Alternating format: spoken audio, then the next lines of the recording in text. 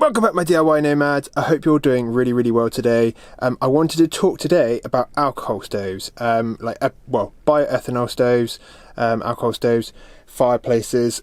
Really, we have sort of not really considered them up until now, and we were thinking about it the other day, and me and Ben saw one, and it was about 60 or 70 quid. It could take 1.3 litres of bioethanol, and it would last, on full whack, it would last only about 5 or 6 hours, which isn't very long, but that's on full max, and you can close up the slot where the flames are to slow down the burning rate, which would obviously extend the amount of time. What we found though was that we just got it, we were excited, we tried it out in Ben's transporter, and we put it in there. We put in a thermometer thing, we let it settle. It was 11 degrees in the van, it was probably about 8 or 9 outside. This was about midday, so it wasn't going to get any hotter, it was about 8 or 9 degrees, so it's going to stay that or get colder.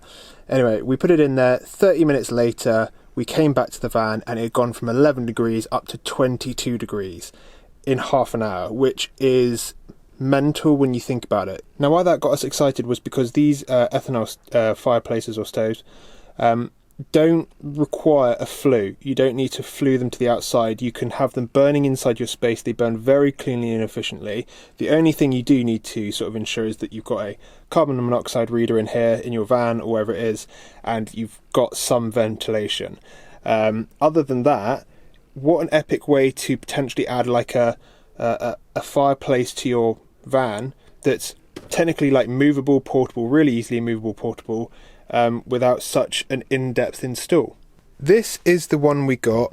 I'm not advertising this, we're not sponsored, we just found it on eBay. It's made from stainless steel, comes with this little handle boy, and that literally allows you just to slide open and close the hole there where the flames will go, and all that material in there is what holds the ethanol. And literally all you do, I don't have a lighter on me, but I do have a gas torch.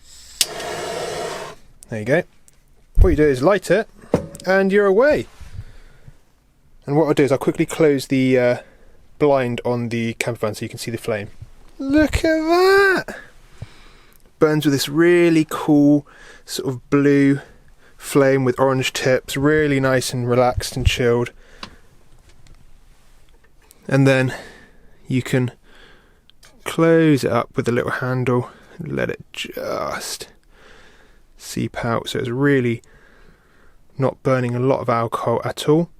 And then when you're done, you just close it up and it's off. Now, the reason I wanted to cover these in a video was because I haven't covered them before. They're another form of heating.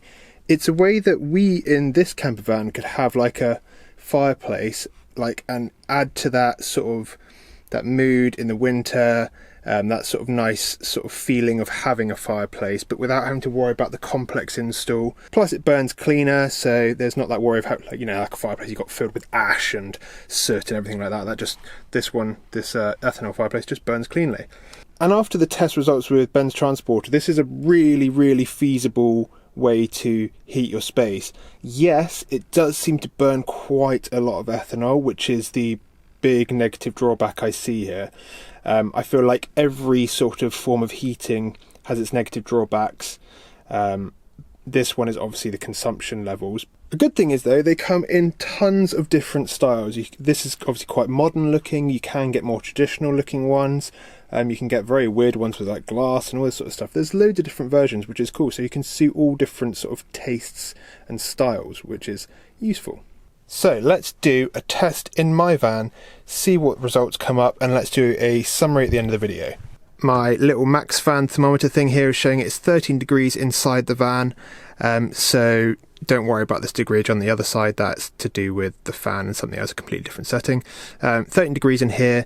It's about 10 degrees outside according to my weather app. Right, it is 13:07, so let's start this puppy up.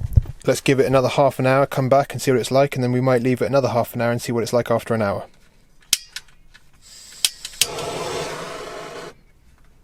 Right, catch you guys in a bit. Okay, I don't need a thermometer to tell you that it is roasting in here. Right. It's 28 degrees in here. No van needs to be this hot. That's been on for half an hour. It's 28 degrees. Okay, I'm definitely stopping the experiment right there, right now, because it does not need to get hotter in here. My carbon monoxide alarm hasn't gone off. There is a smell in here, like, there is definitely a smell. I know that obviously it's not unsafe in here, because otherwise my carbon monoxide alarm would be going nuts. But it's 28 degrees in here, man. It's hot. Oof. What I'm going to do is I'm going to leave it till tomorrow. We'll do the test again when the van's cooled down a bit, and I will do it with the fireplace just open, just so it's at its absolute minimum before it like peters out. And then we'll do that again, see how hot it gets over half an hour to an hour, and then I want to do a test on how long the ethanol is lasting. I'll put in like, maybe I'll just burn this one out, put in like half a litre, and see how long half a litre lasts. And hopefully that will be a good comprehensive overlook of one of these fireplaces. Right everyone, we are back again. I left it one day because it was a really drastic difference in temperature inside and outside, but today it is yet again 13 degrees inside here, 10 degrees outside.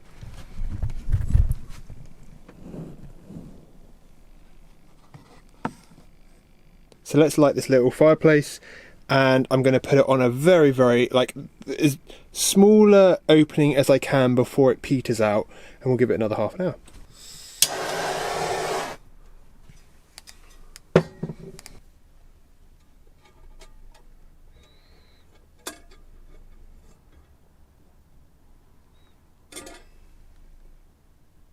Right, time is 1:30. Let's give this half an hour and come back. Right team, we are back. Just looked at the temperature. We've got 21 degrees. Tell you what. See that there, 21 degrees. And yeah, after half an hour, that's pretty good. One thing I have been noticing is that when you start these from cold, the flame isn't as strong as it is once it gets warmed up. So what I mean by that is, right here you can see that the flames are coming out taller, and they also seem to have orange peaks. When we first lit it, they were just like smaller blue flames like over in the corner here, and if I made this gap any smaller, the whole thing would tend to just die off and the flame would go out. But I bet you right now I could probably take that really narrow and it's not petering out.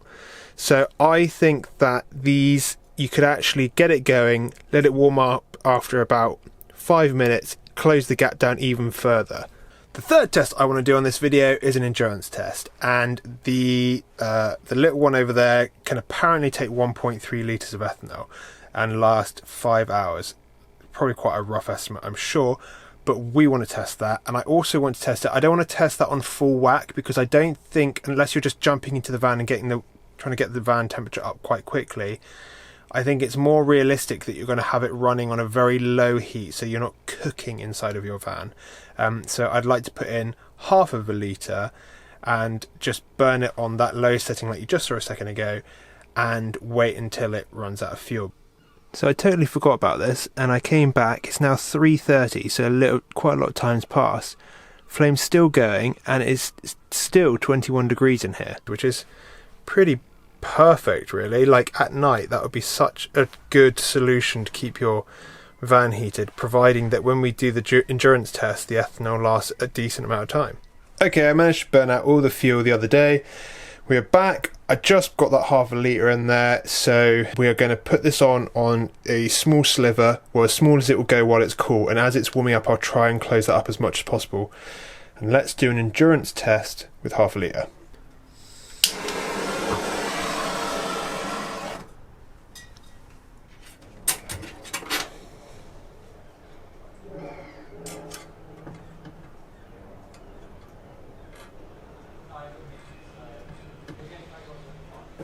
Right, we are roughly around 2:30, and I cannot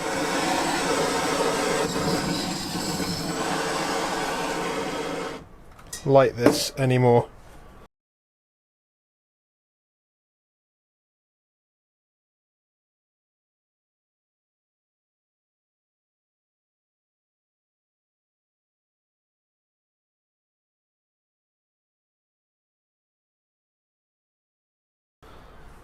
That's it, half a litre gone. I think that is enough knowledge based on that one sort of ethanol burner that I have. They are hungry on ethanol. I will just put that out there, and I think, you know, based on the price of ethanol, which I'll put up on screen right now, it could add up. But if you have a way of making it yourself, or you have access to it quite cheaply, then it could be a good alternative. I think really it's a nice supplement thing to have for your van. So like, for instance, as a backup, I actually carry a little ethanol based cooker in the van at all times, in case I'm low on electricity or there's some other reason why I can't do it, because then worst case scenario I can also just put that little cooker on and it could also heat the van. So I think it's like maybe a nice little backup to have, but running it as your full-time heating, yeah, that could be expensive. But I mean, with the price of diesel in the UK right now, I mean, maybe it isn't so expensive after all. I hope this video has been useful, a nice little insight into something else to add into your van. Oh, actually, I will say one thing. I do wonder whether burning those creates obviously a lot of moisture and creates a lot of hot, moist air, because obviously diesel heaters' advantage is that they create lots of dry, hot air, which is great.